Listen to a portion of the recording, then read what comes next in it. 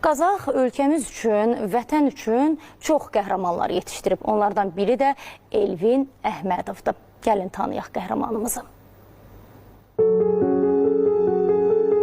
Əsmər hər dəfə Elvin şəhidlik şəkillərinə baxarkən deyir ki, atam Azərbaycan olub, atam cənnət əsgəridir, cənnətdə bizi qoruyur, vətəni qoruyur.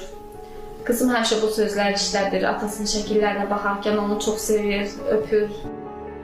Ailəsindən yaranmışdı hərb sahəsinə sevgisi və böyüdü, o da bu yolu seçdi. Hərbiçi oldu, əlinə silah alıb düşmənin üzərinə getdi Gizir Elvin Əhmədov. Babası Qələndər müəllim də hərbiçi olmuşdu, onun yolunu davam elətdirdi.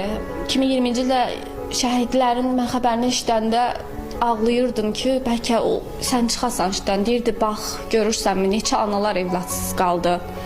Tək qaldılar. Amma onlar şəhid oldular, düzdür.